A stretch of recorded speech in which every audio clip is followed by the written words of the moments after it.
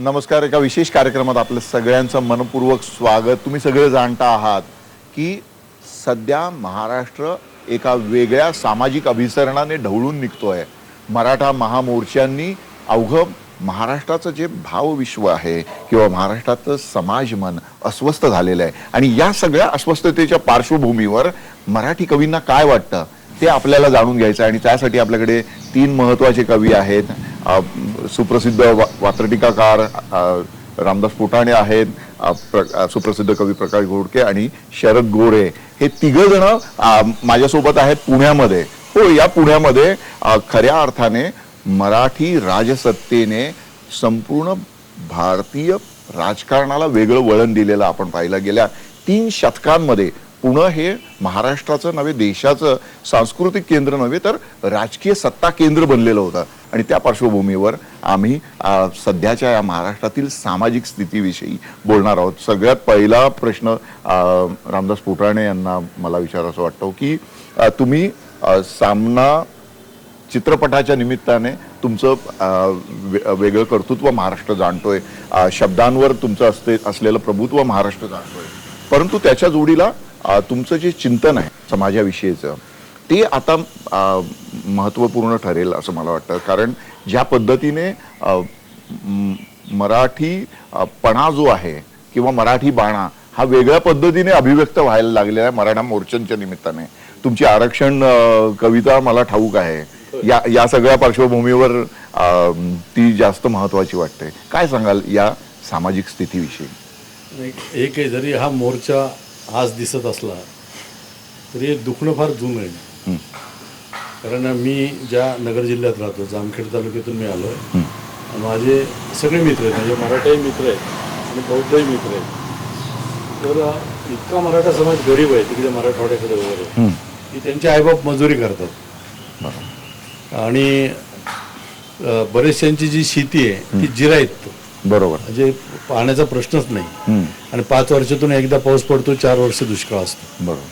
तेव्हा गेल्या आपण पाहिलं की 40-50 वर्षात जे काय घडलंय त्यात या जी कोऑपरेटिव्ह मुवमेंट आली त्यातून मुठभर बागायतदार यांना स्थैर्य मिळालं, आर्थिक स्थैर्य मिळालं, म्हणजे विकासाची बेट निर्माण झाली. परंतु बाकीचा जो मराठा समाज आहे हा फक्त मतदार म्हणून वापरला गेला. हे अनेक वर्षाचं दुःख आहे की माझा बाप मजुरी करतो, आई मजुरी करते, माझे आर्थिक प्रश्न आहेत, मला काही नाही. आणि माझ्यापेक्षा एखाद्या श्रीमंत असलेल्या माणसाला बाजूला, आर्थिक स्थैर्य असलेल्या माणसाला सवलत मिळते आणि मला मिळत नाही. ते याचं तर दुःख होणारच ना कुणाला. निश्चित. आपण मुंबई पुण्यातून भाषण करणं वेगळं, टीव्हीवर बोलणं वेगळं आणि प्रत्यक्षात ग्रामीण भागात जगणं हा पुन्हा वेगळा भाग असतो. ते खूप उशिरा जागे झालेत त्या मानाने. हे खरं पाहिजे जेव्हा मंडल आयोग आला ना तेव्हा जागे व्हायला पाहिजे होते. कारण वसंतदादांनी सुद्धा त्यावेळेस लवकर स्वीकारलेला नव्हता. बरोबर. पण सगळ्यात याची सुरुवात जी झाली, हे दुःख झालं, बाळासाहेब देसाईंनी 1200च्या आत ज्यांचं उत्पन्न आहे त्या सर्व मुलांना माफ केलं होतं. फी माफी होती. पण त्यावेळेस मराठा आले, वंजारे आले, धनगर आले, माळे आले, सगळ्यांना त्याचा लाभ झाला. आता ज्या सवलती आहेत त्या सवलतीमुळे आता जात घट्ट होत चाललेली. आणि मग नेत्यांना कसं आहे की कुठल्याही जातीला दुखवायचं नाही, कारण तो मतदार आहे. बरोबर. पण ज्या गल्लीत, ज्या मतदारसंघात ज्या जातीची मतं जास्त त्यातला नेता गोंधळत बसणे. म्हणजे केबलमध्ये जसा स्टारच्या बाजूला बीबीसी असतो, केबलमध्ये जसा स्टारच्या बाजूला बीबीसी असतो तसा आमच्या नेत्याजवळ बीसी बरोबरच ओबीसी असतो. हे सर्व चॅनल्स मुठीत ठेवून राज्य ते करीत असतात. हे सर्व चॅनल्स मुठीत ठेवून राज्य ते करीत असतात. कधी यांच्या कधी त्यांच्या राखीव जागा भरत असतात, कधी यांच्या कधी त्यांच्या राखीव जागा भरत असतात. तेव्हा या राखीव जागा आल्यानंतर एक गोष्ट जी घडली की समाजात जात घट्ट होत चालली. कारण दाखल्यावर जात हवी तर आरक्षण मिळतं, त्यामुळे जात सोडायला कोणी तयार नाही आहे. आणि जाती निर्मूलनाच्या दिशेने जो आपला प्रवास होणं गरजेचं होतं तो उलट्या दिशेने प्रवास सुरू झालेला आहे. म्हणजे जाती अंतासाठी इतकी वर्ष महाराष्ट्रातील जी सगळी पुरोगामी चळवळ होती ती झगडत होती आणि आता सगळं जग 21व्या शतकाकडे चाललेलं आहे आणि आमच्या इथले जाती घट्ट होत चालले. अंधारल्या जाई दिशा अशीच परिस्थिती आहे. प्रकाश घोडकेंनी इतकं सुंदर गीत लिहिलं प्रकाश महाराष्ट्रात गाजतात. मी त्यांना विनंती करतो की त्यांनी त्यांचं गीत सादर करा. ही कविता आहे. ए गडुळल्या दाही दिशा, कडू झाली सारी वाणी, अरे आता धुन वापरा घरी पावसाचे पाणी. वा. नाही घराचा भरोसा, नाही विश्वासाचे दार, नाही घराचा भरोसा, नाही विश्वासाचे दार. अरे झुळुकेच्या वेशामध्ये वारा झाला हे चोर. झाली आशीर्वाद शिवी, प्रार्थनेचा झाला शाप. झाली आशीर्वाद शिवी, प्रार्थनेचा झाला शाप. अरे उपदेशाचे क्षणात विष होई आपोआप. शाही लोकांच्या हातात गाभाडली लोकशाही. वा. शाही लोकांच्या हातात गाभाडली लोकशाही. अरे भीक मागता मागता स्वातंत्र्यात मेली आई. धर्मपीठे देती आता शस्त्रे गारद्यांच्या हाती. धर्मपीठे देती आता शस्त्रे धर्मपीठे देती आता शस्त्रे गारद्यांच्या हाती. अरे धर्म नावाच्या घोषाची वाटे गर्भाला ही भीती. आता आपुल्या श्वासाची तरी कुणी द्यावी हमी. आता आपुल्या श्वासाची तरी कुणी द्यावी हमी. साऱ्या विषारी वायूने आता सारवली भूमी. साऱ्या विषारी वायूने आता सारवली भूमी. वा वा. एकूणच म्हणजे सध्याची जर आपण परिस्थिती बघितली नाना, तुम्ही म्हणालात की जाती अंताच्या लढ्याकडून आम्ही आता उलट्या दिशेने सगळे चाललेलो आहोत. शरद गोरेजी, तुम्ही कसं बघताय एकूणच आताची सध्याची जी स्थिती आहे या स्थितीमध्ये जाती घट्ट होत चाललेल्या आहेत आणि आम्ही सगळ्यांनी वैश्विक विचार जो करायला पाहिजे त्याच्याऐवजी आम्ही जास्तीत जास्त वेगळ्या दिशेने चाललोय. म्हणजे याच पुण्यामध्ये मराठा आणि केसरी वर्तमानपत्र जे लोकमान्य टिळक चालवायचे ते अखिल भारताचं नेतृत्व करत होते इंग्रजा विरुद्धच्या लढाईचं. म्हणजे त्यांच्या पेपरचं एका वर्तमानपत्राचं टायटल मराठा होता. त्यानंतर संयुक्त महाराष्ट्राची चळवळ ज्यांच्या नेतृत्वाखाली चालली आचार्य अत्रेंचं त्यांच्याही पेपरचं टायटल मराठा होता. आणि याच्या आधी अवघ्या मराठी समुदायाला मराठा म्हणून बोलवलं जायचं, पाहिलं जायचं. आणि आता आम्ही संकुचित झालेलो आहोत. आम्ही मराठा ही संज्ञा फक्त एका जातीपुरती आलेली दिसते. कसं बघता तुम्ही? मला वाटतं की या देशामधला देश जो आहे तो कृषी प्रधान आहे. देशाची संस्कृती आपण जातीच्या अनुषंगाने जर घेतली तर या देशामध्ये मूल निवासी लोक राहत होते, रट्टे राहत होते, रट्टेचेच पुढे मराठे झाले, मराठे म्हणजे आजचे मराठे, कौल रक्षक वगैरे हे लोक होते. म्हणजे मूळचे हे कुटुंबे होते. कुटुंबेचा नंतरचा शब्द निर्माण झालेला आहे तो कुणबी, आणि कुणबी म्हणजे आजचा शेतकरी. या देशामधले सगळे मूळ निवासी जे आहेत ते शेतकरी आहेत, हे पहिलं समजून घेतलं पाहिजे. जात नको आपल्याला पाहिजे हे आपल्या मनातलं स्वप्न आहे, पण जात दाखल्यावरती आणि समाजामध्ये आहे हे वास्तव आहे. जात वास्तव आहे. मला वाटतं की या देशामधल्या सांस्कृतिककरणामध्ये, सामाजिककरणामध्ये, राजकारणामध्ये, अर्थकारणामध्ये या सगळ्या कुणबी, कुटुंबी, शेतकरी आणि महाराष्ट्राचा विचार केला तर प्राधान्याने मराठ्याला या सगळ्याच लोकांनी चेपवलेला आहे. कारण या देशाचा अभ्यास मंडळ आपण जर बघितलं तर अभ्यास मंडळामध्ये शेतकऱ्याविषयी किती धडे आहेत हा पहिला प्रश्न माझ्या मनामध्ये पडतो. 73% या देशाचे शेतकरी आहेत आणि या शेतकऱ्यांचे आपण विषय जर बघितले तर हे विषय प्राधान्यक्रमाने सकारात्मक किंवा त्यांच्या व्यथा वेदना ह्या अभ्यास मंडळामध्ये दिसत नाहीत. दुसरी महत्त्वाची गोष्ट आपण जर सांस्कृतिककरण बघितलं, या देशामधल्या एकाही शेतकऱ्याला भारतरत्न मिळाला नाही. एकाही शेतकऱ्याला महाराष्ट्र भूषण पुरस्कार मिळाला नाही, जर आपण त्यांना सामाजिक न्याय देणार नाही, सांस्कृतिक न्याय देणार नाही, तर मग कुठल्या दिशेने आपण जाणार आहे? भारतरत्न आणि महाराष्ट्र भूषण ही तर म्हणजे वरवरच्या ज्या गोष्टी झालेल्या आहेत, परंतु एकूणच शेतकऱ्यांच्या आत्महत्या हा सगळ्यात मोठा विषय आहे. म्हणजे शेतीला जे स्थैर्य मिळायला पाहिजे होतं ते शेतीला स्थैर्य मिळालेलंच नाही आहे. एकेकाळी कुणबी आधारित अख्खी ग्रामव्यवस्था होती आणि आता ती सगळी बदललेली आहे. गावखेड्यातील लोक सगळी शहराकडे स्थलांतरित झालेले आहे. एकेकाळी महाराष्ट्र संपूर्ण खेड्यात राहत होता किंवा भारत खेड्यात राहत होता, आता तो शहरात राहायला आलेला आहे. 50% आसपास नागरीकरण महाराष्ट्रासारख्या प्रदेशांमध्ये आपल्याला झालेलं दिसतं. तर या सगळ्या पार्श्वभूमीवर जातीचं जे वास्तव आहे ते तुम्ही म्हणता ती वस्तुस्थिती आहे. कारण जर दाखल्यावर जात असेल तर ती आपण तशी घालू शकत नाही, परंतु जातीच्या आधारावर एकत्र येण्याचं जे प्रमाण आहे हे असुरक्षिततेमुळे आलेलं आहे ना. असुरक्षितता जर या लोकांना जर वाटली नसती तर ते एकत्र आलेच नसते. कधी लोक एकत्र येतात जेव्हा त्यांना भयगंड त्यांच्यामध्ये निर्माण होतो, आणि हा भयगंड सत्ताधाऱ्यांनीच निर्माण केलेला आहे. तुम्ही या सगळ्याकडे कसं बघता? मला वाटतं महाराष्ट्रामधली परिस्थिती अतिशय भीषण आहे. मी शेतकऱ्यांच्या आत्महत्या की हत्या एक संशोधनात्मक पुस्तक लिहिलं, त्या पुस्तकाचं प्रकाशन केलं, आणि या अनुषंगाने महाराष्ट्रभर मी जे फिरलो तर माझी एक गोष्ट लक्षात आली की मूळ जे आहे ते आर्थिक आहे. या महाराष्ट्रामधला मराठा समाज जो आहे तो 90-95% शेतमजूर, श्रमिक आणि कष्टकरी आहे. 5% लोक ही श्रीमंत आहेत. राजकारण, आर्थिक आणि सांस्कृतिक सगळं वलय त्यांच्या भोवती फिरतं. यावरनं आकलन करणं की मराठा समाज श्रीमंत ही पहिली गोष्ट दादांत खोटी आहे. आज मराठ्याच्या कितीतरी मुलाला वैद्यकीय शिक्षण घेता येत नाही, अभियांत्रिकीमध्ये त्याला ऍडमिशन घेता येत नाही. काही ठिकाणी मांडणी होती की मराठ्यांचं, तुम्ही कवितेतून मांडा तो. बरं, तर मला वाटतं की या सगळ्या अनुषंगाने आपण जर बघितलं हा आक्रोश शेतकरी आणि महाराष्ट्रातला मराठा जो आहे तर त्या अनुषंगाने माझी एक कविता आहे. स्वप्न बघायची नाही शेतकऱ्यांनी जगण्याची आता, जे ते मारतात शेतकऱ्यांसाठी नुसत्याच बाता. स्वप्न बघायची नाही शेतकऱ्यांनी जगण्याची आता, जमिनीतून सोनं पिकादोऱ्यांसाठी फक्त आश्वासनांची खैरात होते, आणि तुमच्या आत्महत्येची चर्चा त्यांच्या राजकीय स्वार्थासाठी जोर जोरात होते. तुमच्या पिकाभर मस्तबाल झाले दलाल, आणि काबाड कष्ट करून तुम्ही रा भुके कंगाल.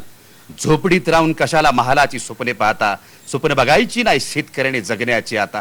सरकारी अनुदानातून खोदलेल्या विहिरी तुम्हाला तुमच्या रानात कधी दिसत नाहीत, कारण तुम्हाला लांडग्याप्रमाणे प्रामाणिक डोळेच असत नाहीत.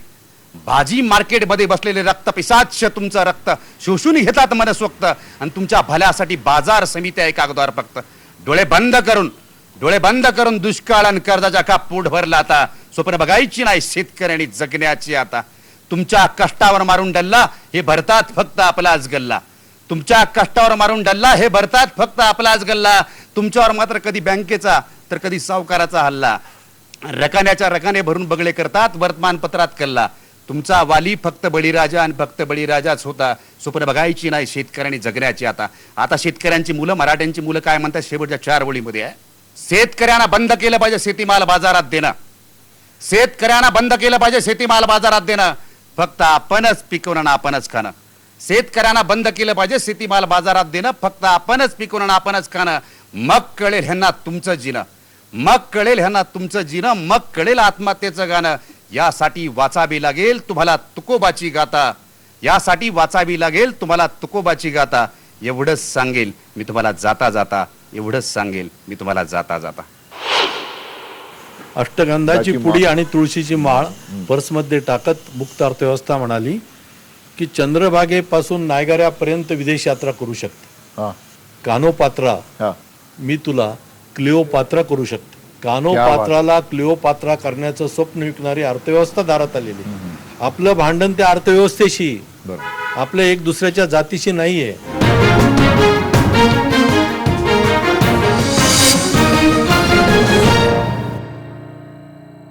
सध्याची परिस्थिती आपण सगळे बघतो. तुम्ही सामनामध्ये मारुती कांबळेचं काय झालं हा प्रश्न उपस्थित केला होता. आता म्हणजे फक्त मारुती कांबळेचं नाही, मारुती पाटलाचं काय झालं, मारुती काळेचं काय झालं, किंवा मारुती कुलकर्णीचं काय झालं, अशी परिस्थिती सर्वदूर सर्वत्र सगळ्या समाजामध्ये पाहायला मिळायला लागलेली आहे. तर हा जो दबलेला पिचलेला जो घटक आहे समाजातला, त्याला कसं वर काढता येईल, काय काय केलं पाहिजे त्यासाठी? त्याचं एक महत्त्वाचं असं कारण आहे की आत्ताचे जे मोर्चे आहेत ना, या मोर्चातल्या म्हणजे कुठल्याही म्हणजे जनरली जे मोर्चात नाहीत त्यांचंसुद्धा की 10% जास्त लोकांना सरकारी नोकऱ्या मिळणार नाहीत. बरोबर. पुढच्या नजीकच्या काळात. कुणालाही आता नजीकच्या काळात इथून पुढे कधीही आजपासूनच सांगतो मला की 10% लोकांना फक्त नोकऱ्या मिळतील. शिक्षण चुकीच्या दिशेने चाललेलं आहे. 5,000 शिक्षकांची गरज आहे. 2 लाख 3 लाख BEd DEd तयार होतात. बरोबर. मी ड्रायव्हरला 12,000 रुपये महिना पगार देतो आणि BEd DEd झालेले शिक्षक 5 आणि 6,000 रुपयावर विना अनुदानितमध्ये काम करतायत. बरोबर. यांना क्लार्क व्हायचं आहे. कष्टाची कामं करायची नाहीत. मला जर चांगलं फर्निचर करायचं असेल तर UP बिहारचे सुतार आणावं लागतात घरी. बंगल्याला टाईल्स लावायचे असतील तर राजस्थानचे गौंडे आणावे लागतात. आणि एकेका सुताराचं एकेका गौंड्याचं इन्कम 1 लाख रुपये महिन्यापेक्षा जास्त आहे. त्याच्या हाताखाली काम करणारे 30 ते 40,000 रुपये महिना मिळवत आहेत. आणि आम्हाला पदवीधर झालो म्हणजे आम्ही देशावर उपकार केले. सगळाच समाज म्हणजे कुठली जाती, सगळ्याच जातीचे लोक, सगळ्याच जातीची पोरं, की आम्हाला कष्टाची कामं करण्याची लाज वाटते. आम्हाला गौंडी व्हायचं नाही, सुतार व्हायचं नाही, प्लंबर व्हायचं नाही. आम्हाला डायरेक्ट कुठेतरी शिक्षक व्हायचंय किंवा कुठेतरी बँकेत क्लार्क व्हायचंय. त्यासाठी पैसे पण द्यायची तयारी. आणि मग मला भीती काय वाटते की आता जेव्हा ही मुलं वेगवेगळ्या जातीचे मोर्चे येतील, आता हा सुरुवात आहे, आता OBCचा मोर्चा उद्या येईल, परवा आणखी दलितांचा येईल. या मोर्चातल्या 90% मुलांना नोकऱ्या मिळणार नाहीत. बरोबर. आणि प्रायव्हेट सेक्टरमध्ये कॉर्पोरेट कंपन्यामध्ये कुणाला नोकऱ्या मिळतात की ज्याचं इंग्रजीवर प्रभुत्व आहे, बरोबर, ज्याची पर्सनॅलिटी चांगली. एक तर सुंदर देखण्या मुली इंग्रजी बोलणारे त्यांना पहिला जॉब मिळेल, नंतर त्या मुलांना मिळेल. आणि त्यानंतर राहिलेला जॉब म्हणजे बहुजनांची जी पोरं आहेत त्या सगळ्या जातीचे, फक्त मराठा नाही, सगळ्याच जातीची आली. या पोरांचा नंतर दुय्यम विचार होईल. तर यांच्यात एक फार जबरदस्त फ्रस्ट्रेशन आहे, येण्याची शक्यता आहे. आणि ते फ्रस्ट्रेशन येऊ नये म्हणून मला ही आता जे कारखाने आहेत ना कॉलेजचे, BEd DEd याच्यावर नियंत्रण केलं पाहिजे. दुसरं यांना टेक्निकल आपण काय काय देऊ शकतो. आणि दुसरी यांची मानसिकता बदलली पाहिजे. आपल्या गावापासून 20 किलोमीटरवर जर बदली झाली तर ते पोरगण त्याचे आईबाप लगेच पुढाऱ्याकडे येतात. अहो साहेब ते बघा ना माझी आई आजारी, जरा बदली करा. म्हणजे यांना आपल्याच तालुक्यात दुसऱ्या गावात गेलेलं सुद्धा चालत नाही. ही मानसिकता बदलावं लागेल की मी कोणत्याही देशात जाऊन उभा राहू शकतो. तर पहिल्यांदा एक तर तुम्हाला जे आवडतं ते शिका. अगदी SSC पास झालं पाहिजे, 12वी झालं पाहिजे किंवा पदवीधर झालं पाहिजे आणि त्याच वेळेस जॉब मिळतात हे डोक्यातलं काढलं पाहिजे. बरोबर. आणि जी तुमची आवड आहे त्याच पद्धतीचं शिक्षण घेतलं तर तुम्हाला जॉब आता भारतात नाही, अमेरिकेत मिळेल, ऑस्ट्रेलियात मिळेल, मिडल ईस्ट मिळेल. ती मानसिकता तयार ठेवा की मी जगातल्या कुठल्याही देशात जाऊन पोट भरू शकतो. बरोबर. माझ्याच गावात राहिलं पाहिजे, माझ्याच जिल्ह्यात राहिलं पाहिजे, महाराष्ट्रातच जगलं पाहिजे. ही मानसिकता बदलली पाहिजे. आज UP बिहारचे पोरं, ते बिहारचे पोरं आहेत, प्लॅस्टर ऑफ पॅरिस लावतात ना, ते तुम्हाला आश्चर्य वाटेल, 10,000 रुपये मिळवतात एक दिवसात, 3-4 मुलं मिळून. मग ते कमी शिकलेले 7वी 8वी शिकलेले पोरं जर 10,000 रुपये मिळवतात, 7-8 पोरांचा एक ग्रुप, तर आमच्या बहुजनांच्या पोरांना का नाही जमत. बरं, यांना इतक्या वाईट सवय लागल्यात की एकदा निवडणुकीत 15 दिवस यांना खाऊ पिऊ घातलं की एक ढाब्यावर जाऊन बसण्याची सवय. मग जो श्रीमंत असेल तो प्रायोजक सकाळपासून शोधायचा, सकाळच्या चहापासून प्रायोजक शोधायचा ते रात्रीच्या ढाब्यावरच्या पार्टीपर्यंत. मग यांची नावं त्या फ्लेक्सवर टाकतात, वाढदिवसाच्या फ्लेक्सवर. बापाच्या पैशावर जगणारे पोरं वाढदिवसाचा फ्लेक्स लावतात. हा स्वतःच्या इन्कमने ते लावेनात का, स्वतःला जॉब मिळाला नंतर त्याने वाढदिवसाचा फ्लेक्स लावला हरकत नाही. काही कार्ड मिळवत नाही आणि फ्लेक्स लावतं. आपल्या वाटतं काय आपल्या गल्लीत महापुरुष जन्माला आलेला आहे त्या ठिकाणी. कोणत्या दिशेने आपण चाललो. तेव्हा हा प्रश्न फक्त मराठा जातीपुरता नाहीये, सगळ्या बहुजनांचा हा प्रश्न आहे की बहुजनांना या ठिकाणी इथून पुढे गव्हर्नमेंटच्या नोकऱ्यावर अवलंबून जर राहिले तर त्यांना फ्रस्ट्रेशन येईल खूप. उद्या हे मोर्चे काढणारे सगळे निराश होतील. नेते पण या सगळ्या गोष्टींमध्ये स्पष्टपणे बोलताना दिसत नाहीयेत. आता तुम्ही ज्या पद्धतीने या विषयाचं विश्लेषण केलं, तशा पद्धतीने ज्यांच्याकडे राजकीय सूत्र आहेत ती मंडळी याविषयी काहीच बोलताना दिसत नाही. ते सातत्याने, त्याचं एक कारण आहे की ते आता यांच्या बाजूने बोललं तर दुसरे मतदार जातील. तुम्ही लक्षात घ्या, आता येणारा कोणताही नेता कोणत्याही पक्षाचा असो त्याला किती जास्त मतं पडतात, 5%, 60% अधिक मतं पडतात. बरोबर. कुणी 5,000ने निवडून येतं, 25,000ने. आता 50%पेक्षा जास्त मतं मिळवणारे नेते राहिले नाहीत की 80% मतं मिळाली भाऊ हरकत नाही. तर निवडून येतानाच 5% किंवा 10%, म्हणजे एक जात जर तुमच्या विरोधात गेली कंप्लीट एका गावातली की तुम्ही पडू शकता. त्यामुळे कुठल्याही जातीला दुखवायचं नाही हे पहिलं सूत्र आहे. आणि काय चुकीचं नाही, राजकारणामध्ये सगळ्या जातींना खुश करणारं बोलावं लागतं. आता या सगळ्या बऱ्याचशा नेत्यांनी यांना मदत केलेली आहे मोर्चाला, बरोबर. पण ते पुढे येणार नाहीत, कारण ते आले की दुसऱ्या जातीची मतं जातील. हा त्यातला महत्त्वाचा भाग आहे. आणि यांनी लक्षात घेतलं की आपल्या आर्थिक प्रश्न, जात हा आपला प्रश्न नाही आहे. त्यामुळे आता ही सगळीच इतकी गोंधळात, राजकीय अस्थिरता एकीकडे आणि जी इकॉनॉमी दारात आलेली की हजारो कोटींना बँकांना बुडवणारे जे लोक आहेत ते सगळे दिल्लीच्या जवळ आहेत. आज हे देशी इंग्रज आहेत, पूर्ण देश विकत घेतात, नद्या विकत घेतलेल्या आहेत, जमीन तर विकत घेता येतात सेजच्या नावाखाली, पण हे विकत घेत आहेत. तर उद्याची यांची आर्थिक परिस्थिती अत्यंत बिकट आहे, यापेक्षाही वाईट आहे. आज ज्या परिस्थितीतून आले त्यापेक्षाही जास्त वाईट परिस्थिती पुढे, की 5-7 कुटुंबाला या देशात मोठं करण्यासाठी आमचा आर्थिक शक्ती वापरली जाते का? आणि हजारो कोटींना जे बँकांना बुडवतात ते परदेशात जाऊन आरामात राहतात, त्यांना कोणी काही करू शकत नाही त्या ठिकाणी.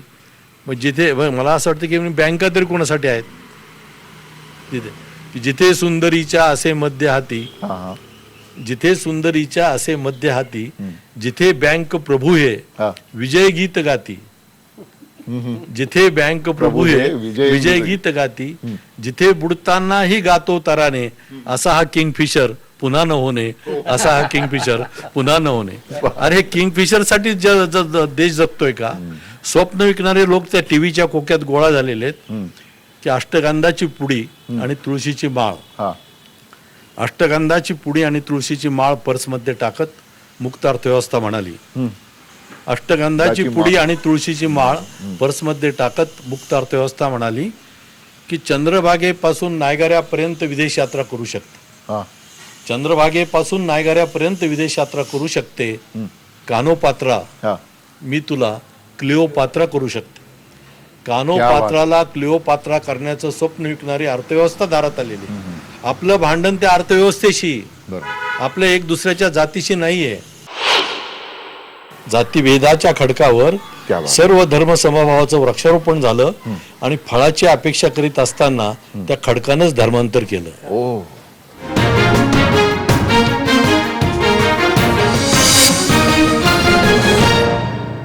ज्यांचं शिक्षण झालेलं आहे परंतु त्यांना खरं जगणं कळलेलं नाहीये, त्यांना ही गोष्ट समजावून सांगण्याची गरज निर्माण झालेली आहे. आणि सोशल मीडिया नावाचा जो ब्रह्मराक्षस आता नव्याने निर्माण झालेला आहे, तो जे काय माया पाश त्यांच्या भोवती टाकतोय आणि त्या मायाजाळामध्ये ही सगळी तरुण पिढी आपल्याला वाहत जाताना दिसते.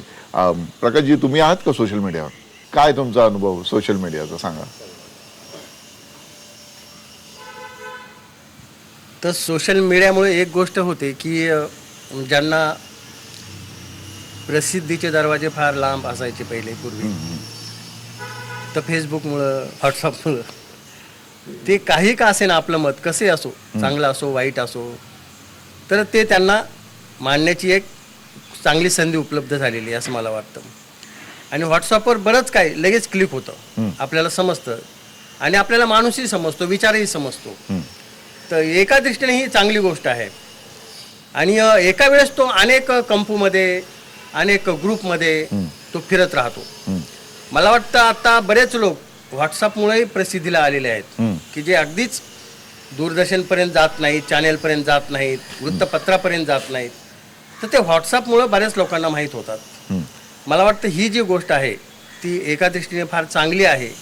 आणि ज्यांना कुठे प्रसिद्धी मिळत नाही त्यांच्यासाठी, निदान त्यांच्या आनंदासाठी तरी मला वाटते ती बरी आहे, योग्य आहे. त्याच्यात एक गोष्टीचं बंधन येण्याची जास्त गरज आहे की काय अश्लील जे काही त्या मोबाईलवर येतं त्याला सेंट्रल गव्हर्नमेंट बंदी घालू शकतं, सहज घालू शकतं. सायबर लॉ आपले जर चांगल्या पद्धतीने का घालत नाही, नुसतं तेच नाही तर त्याच्या जोडीला परस्पर समाजाच्या विरोधात ज्या पद्धतीने भडकावणारे पोस्ट फिरत असतात, चित्र वेगळ्या पद्धतीने मॉर्फ करून फिरवली जातात.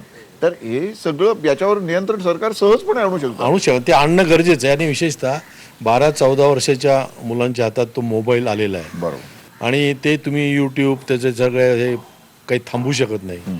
मला वाटतं आता अनेक बलात्कारांची जी संख्या वाढल्यात त्याला ती सुद्धा गोष्ट कारणीभूत सहाय्यभूत असू शकते त्याला काही प्रमाणात त्या ठिकाणी. आणि ज्या वयात नको त्या वयात ती सगळी दृश्य समोर आलेली, त्याच्यावर सेंट्रल गव्हर्नमेंटने कंट्रोल करण्याची, अन्यथा मीडिया चांगला आहे त्या ठिकाणी, मीडियाचं काय, पण मीडियामध्ये अनावश्यक गोष्टी काय काय टाळल्या पाहिजेत त्या गांभीर्याने त्याच्याकडे पाहिलं पाहिजे. नाही, आपल्याकडे कसं आहे की तंत्रज्ञान जे सगळं आपल्याकडे आता येऊ घातलेलं आहे, या तंत्रज्ञानाचा किंवा या नव्या तांत्रिक क्रांतीचा शोध किंवा त्यासाठीची जी तपश्चर्या होती ती आपल्याकडे कोणीच केलेली नाही आहे. हे सगळे शोध आहे ते बाहेरच्या पाश्चात्य देशातल्या संशोधकांनी लावलेले आहेत आणि आम्ही फक्त त्याचा आनंद घेतो किंवा उपभोग घेतो. त्यामुळे आपल्याला ते कसं वापरावं याचं भान उरलेलं नाही. ते आपल्या घरात टीव्ही आला तरी आपण सत्यनारायण घालतो. हो, त्याचं ते एक महत्त्वाचं कारण आहे की आपल्याला इतकं गुंगून ठेवलेलं आहे कर्मकांडामध्ये सगळ्या समाजाला. नाही म्हणजे भारतात जेव्हा संगणक आला त्याच्यात सगळ्यात पहिलं जे सॉफ्टवेअर आलं ते कुंडलीचं आलं. आणि ते गावोगावी म्हणजे तालुक्याच्या गावात पण ते पहिल्यांदा ते सॉफ्टवेअर पोचलं. म्हणजे मराठी टायपिंगचं सॉफ्टवेअर तोपर्यंत पोचलं नव्हतं, पण कुंडली त्याच्या आधी पोचली होती. तर म्हणजे आम्ही मला राम मनोहर लोहिया या ठिकाणी आठवतात की राम मनोहर लोहियांनी एका भाषणाच्या सुरुवातीला म्हटलं होतं की इंग्लंड, अमेरिका किंवा जगातल्या या सगळ्या प्रगत देशात कुठेही नसतील इतके जास्त ॲस्ट्रॉनॉमीचा अभ्यास करणारे किंवा सगळ्या ग्रहताऱ्यांचा अभ्यास करणारे लोक भारतामध्ये आहेत. आणि ते नुसते भारतात आहेत असं नाही, तर ते छोट्या गावांमध्ये सुद्धा पसरलेले आहेत. फक्त ते नको त्या गोष्टीचा अभ्यास करतात, ते भविष्याचा अभ्यास करतात आणि ज्याला काहीच अर्थ नाही. त्यामुळे अशा देशाचं भविष्य वेगळं सांगण्याची गरज नाही. त्यामुळे म्हणून मी ते नेहमी म्हणत असतो की हा देश कधीही कीर्तनाने सुधारला नाही आणि तमाशाने बिघडला नाही. क्या बात. मस्तीत चाललेला देश आहे. तुम्ही बोलत राहा, चर्चा करत राहा. कारण हा जसा जास्त ढोंगी देश आहे, मुळापर्यंत जाण्याची त्याची तयारी नाही. आता आपले आर्थिक प्रश्न असल्यानंतर जात हा काय आपला प्रश्न नाही आहे. तर आपलं घोटाळा कुठे झालेला आहे की आपण पारतंत्र्य का भोगलं, म्हणजे इथे मोगल का आले, इथे इंग्रज का आले, किती होते ते, त्यांची संख्या किती होती, या देशातल्या लोकांची संख्या किती होती. पण हा देश कधी एक संघ असा राहिलाच नाही त्यातला. आणि त्यात पुन्हा चातुर्वर्ण्य पद्धती. हे चातुर्वर्ण्याचं विष आमच्या मेंदूत कालविलं गेलं. चातुर्वर्ण्याचं विष आमच्या मेंदूत कालविलं गेलं आणि त्या विषारी धुंदीत मुठभर मोगलांच्या, मुठभर इंग्रजांच्या, मुठभर इंग्रजांच्या टाकसाळीत तयार झालेल्या नाण्यांचं लक्ष्मीपूजन निर्लज्जपणे कित्येक वर्ष आम्ही केलं. या जातीभेदाच्या खडकावर सर्व धर्म समभावाचं वृक्षारोपण झालं. जातीभेदाच्या खडकावर सर्व धर्म समभावाचं वृक्षारोपण झालं आणि फळाची अपेक्षा करीत असताना त्या खडकानंच धर्मांतर केलं. तर उद्याच्या अंधाराला जर इंटरकास्ट मॅरेजेस झाले नाहीत तर उद्याच्या अंधाराला सांगेल भविष्य काळ भारतातही कधी कधी उगत होती सकाळ. याचं मूळ हे की आमच्या ह्या चातुर्वर्ण्य पद्धतीत आहे, या जाती व्यवस्थित आहे. आता मुंबईसारख्या, पुण्यासारख्या, नागपूरसारख्या शहरातून, महानगरामधून ती जात व्यवस्था आता कमी होत चाललेली. बरोबर. आता या लोक, पोरं, मुलं एकत्र शिकायला लागले, इंटरकास्ट मॅरेज वाढायला लागले. पण ग्रामीण भागात जात इतकी घट्ट असते की जातीच्या बाहेर ते दुसरा विचारच करत नाही कधीच त्या ठिकाणी. आणि म्हणून मग या लोकांना, तुम्ही सिनेमाशी संबंधित आहेत म्हणून विचारतो. मला अनेक मोर्चेकरांशी बोलताना असं लक्षात आलं की सैराट हा सुद्धा या मराठा समाजातील तरुणाईचा उद्रेक होण्यामागचा एक महत्वाचा बिंदू आहे. कारण त्याच्यामध्ये ज्या पद्धतीने चित्रण दाखवलेलं आहे. नाही, पण तसं असू शकेल. एक लक्षात घ्या, मराठ्याचा तो संबंध येऊ शकत नाही. त्याचं कारण आहे की काही काही जिल्हे असे आहेत, काही ठिकाणी धनगर समाजांचं वर्चस्व आहे, काही ठिकाणी वंजारी समाजाची गावाचे गाव आहेत, तिथं मराठा अल्पसंख्य आहे. काही गावात माळी समाज जास्त प्रमाण, काही ठिकाणी तेली समाजांची गावाच्या गाव आहेत 80%. मराठा अल्पसंख्य आहे. तुम्ही विदर्भात, वर्धा वगैरे गेला तर अल्पसंख्य आहे तो. तर बहुसंख्य समाज असं आपण धरूया काय, मराठ्यांना बदनाम करण्याचं काही कारण नाही. बहुसंख्य जात ज्या गावात असते तिचा दरारा असतो गावात. आणि शेवटी म्हटलं तर ते जातीवर सगळे लोक एकत्र येतात, त्या दुसऱ्या जातींना थोडंसं दबूनच राहावं लागतं त्या ठिकाणी. तर मूळ आपली ही जाती व्यवस्था इतकी घट्ट झालेली आहे की जात जात होती, जात येत होती, जात जाताना जातीला भेटली, जवळ खेटली, हा. तशीच रेटली, हा. सचिवालयापर्यंत, मदिरालयापर्यंत, शिवालयापर्यंत. हो. जात बोलू लागली, जात डुलू लागली, जात हलू लागली, सभेतून, हा. वर्तमानपत्रातून, परिषदामधून. वा. जात जातीला चिकटली, दुसऱ्या जातीला खटकली. जात जातीला चिकटली, दुसऱ्या जातीला जातीला खटकली, तिसऱ्या जातीने हटकली, हा. स्वधर्मी निधर्मी परधर्मी होऊन. ओ हो. ही जात जाणार नाही, जात दुधावरची साय, हा. जात जाईल कशी, जात गुळावरची माशी. ओ. जात पाहता लोचनी, सुख झाले ग साजनी. ओ हो. जात पाहता लोचनी, लोचनी सुख झाले ग साजनी. तो हा छत्रपती बरवा, हा. तो हा पेशवा बरवा. ओहो. बहु सत्ताळू ही जोडी, जात जातीला आवडी, जात जातीला आवडी. मी 82 मध्ये लिहिलेलं आहे त्यावेळेस. तर त्या ठिकाणी मुळं तीच आहेत. तेंडुलकरांनी सामना 75 मध्ये लिहिला, बरं. त्यात मारुती कांबळेचे संबंध ज्या स्त्री बरोबर होते ती घटना त्यांनी त्यावेळेस लिहिली. बरं. आज तीच घटना इकडे दुसरीकडे घडते, आपण बघतो त्या बरोबर, ठिकाणी. बरोबर. एक घटना तीच आहे त्यातली. तर या जाती इतक्या घट्ट झालेल्या आहेत आणि चातुर्वर्ण्य जे आपल्या मेंदूत घुसवलेलं आहे आणि कर्मकांड ते विचारायलाच नको होतं. म्हणजे आपण 100% बुद्धिवादी कधी, सावरकरांचे इतके सुद्धा आपण विज्ञानवादी नाहीत, लक्षात घ्या. सावरकर जितके विज्ञानवादी होते, आपण दाभोळकरांच्या बद्दल हळहळ व्यक्त करतो, कलबुर्गींची हळहळ व्यक्त करतो, पानसरेची हळहळ व्यक्त करतो, आणि घरी गेलं की सत्यनारायण घालतो. म्हणजे पुन्हा आपलं काय झालंय की आपल्या वागण्यात इतकं ढोंग आहे की आपण 100% विज्ञाननिष्ठ नाही, ही वस्तुस्थिती आहे. दुसरी गोष्ट, जात हा आपला प्रॉब्लेम नाही, आपले प्रॉब्लेम म्हणजे समस्या आर्थिक समस्या आहे. तिसरी गोष्ट, ही जी फ्री इकॉनॉमी मुक्त अर्थव्यवस्था आली, या अर्थव्यवस्थेत 8-10 देश कुटुंबाच्या ताब्यात संपूर्ण देश चाललेला आहे. सेकंड थिंग, ज्यांनी सहकारी कारखाने काढले त्यांनी बुडवले, त्यांनीच ते स्वतः विकत घेतले कंपनी काढून. बरोबर आहे. म्हणजे ते इंग्रज कंपनी करून इकडे आले, त्यांना घालवायला 150 वर्ष लागली. आता हे सगळे देशी इंग्रज आहेत, त्या देशातून हाकलणं वेगळं. ते गोरे इंग्रज होते, हे काळे इंग्रज आहेत. जर तुमचा सहकार्यावर विश्वास आहे तर तुम्ही प्रायव्हेट कारखाने घेता कसे?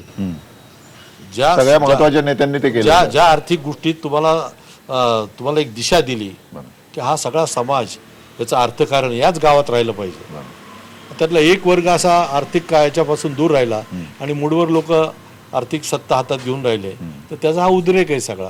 पण आता मला या सगळ्यांना एकच सांगायचं की आता हा मोर्चा एकदा होऊ द्या, कारण यांच्या मनातलं अनेक वर्षाचं हे दुःख आलंय. बरोबर. हरकत नाही, हे दुःख इथपर्यंत व्यक्त होऊ द्या, पण इथून पुढे याला प्रतिमोर्चे काढू नका कुठलेही.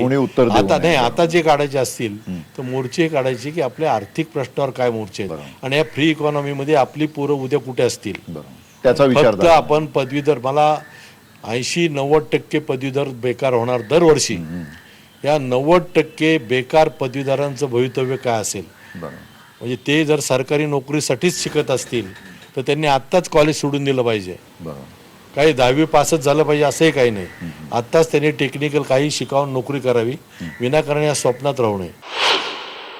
माझी विनंती की आपण सगळे सकल आहोत, आपण माणूस आहोत, स्त्री आणि पुरुष ही जात आहे आणि मानवता हा केंद्रबिंदू आहे असा आजचा मराठा तरुण मानतो. आम्हाला जातीभेद करायचा नाही, आम्हाला बुद्धिभेद करायचा नाही. आमच्या मनामधली आक्रंदनं जी आहेत ती आर्थिक आहेत. आज मराठा समाज शोषित आहे, त्याला योग्य तो सामाजिक न्याय द्यावा, एवढीच आमची भूमिका आहे.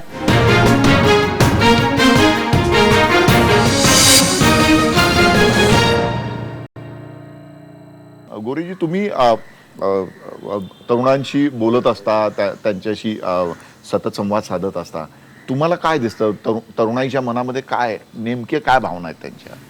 प्रामुख्याने तरुणांच्या मनामध्ये खतखत जी आहे ती शैक्षणिक आणि आर्थिक आहे. बरोबर. सामान्य जे 90-95% शेतमजूर आणि अल्पसंख्याक ज्यांची जमीन कमी आहे असे जे शेतकरी आहेत, कोरडवाहू शेतकरी मराठा, तर त्या कुटुंबामध्ये आज जी समस्या भेडसावते ती शिक्षणाची फी जी आहे, उच्च शिक्षणासाठी त्यांना जे पैसे द्यावे लागतात इतर समाजाच्या तुलनेमध्ये ते अधिक आहे, ते त्यांना परवडणारे नाहीत. तर त्यामुळे ही समस्या प्रचंड मोठ्या प्रमाणावरती आहे. याची झळ जी आहे, आज बरंच बघितलं आपण इंजिनिअरिंग आणि मेडिकलमध्ये ही मुलं जात नाहीत. याचं कारण शिक्षण. आता एकीकडे म्हटलं जातं की मराठा समाजाच्या सगळ्या लोकांनी शिक्षण संस्था वगैरे काढल्यात, आमचं म्हणणं आहे की सगळ्याच समाजामधल्या शिक्षण संस्था जे आहे त्याचं बाजारीकरण झालेलं आहे. पूर्वी शिक्षण महर्षी होते, आता शिक्षण सम्राट झालेले आहेत. शिक्षण बाबासाहेबांनी घटनेमध्ये दिलेले की शिक्षण हे सक्तीचं आणि मोफत असलं पाहिजे. बाबासाहेबांनी जे आरक्षण 10 वर्षासाठी दिलं होतं ते 60 वर्ष पुढे लागू झालं, त्याबद्दल कुणी बोलत नाही. खरं आमचा त्याला विरोध नाही, आरक्षण हे प्रत्येकाला मिळालं पाहिजे. 60 वर्ष होऊन गेली त्यावरती राजकारण करत असतात सगळ्याच पक्षाचे लोक. माझी विनंती की आपण सगळे सकल आहोत, आपण माणूस आहोत, स्त्री आणि पुरुष ही जात आहे आणि मानवता हा केंद्रबिंदू आहे असा आजचा मराठा तरुण मानतो. आम्हाला जातीभेद करायचा नाही, आम्हाला बुद्धिभेद करायचा नाही. आमच्या मनामधली आक्रंदनं जी आहेत ती आर्थिक आहेत. आज मराठा समाज शोषित आहे, त्याला योग्य तो सामाजिक न्याय द्यावा एवढीच आमची भूमिका आहे. म्हणजे आपण जर बघितलं आज श्रमिकी, मी सुद्धा शेतकऱ्याचा मुलगा आहे. तुम्ही संभाजी राजांचं प्रसिद्ध पुस्तक बुधभूषण हो. ते मराठीमध्ये केलेलं आहे, तर त्यातली एखादी राजांची कविता ऐकवा. संभाजी महाराज म्हणतात बुधभूषण या ग्रंथामध्ये, तिळाचे तेल जणू अमृताची वाणी, हा. जाता जबडी मुखी येई पाणी, तिळाचे तेल जणू अमृताची वाणी. द्वेष भावना राख करी मित्रत्वाची, जागा घी मनी मैत्रीची दुश्मनी, आहा. तिळाचे तेल जणू अमृताची वाणी. क्या बात आहे. दांभिकतेबद्दल बोलताना महाराज असं म्हणतात, हे स्वर्णमयी कळसा तुझा रंग जाईल, हा. हे स्वर्णमयी कळसा तुझा रंग जाईल, मूळ तांब्याचा रंग पुन्हा औरणी येईल, हा. बाह्य रंग जनास भूल पाडे, ते कुठे जाणे तुझे अंतरंग बापुडे. आणि दुर्जनाबद्दल बोलताना ते बोलतात, हे नागराजा तू जास्त चमकू नकोस, दुर्जनांची चमक तुझ्याहून अधिक आहे, तुझ्या तर फक्त जिभेत त्यांच्या साऱ्या शरीरात विष आहे, तुझ्या तर फक्त जिभेत त्यांच्या साऱ्या शरीरात विष आहे.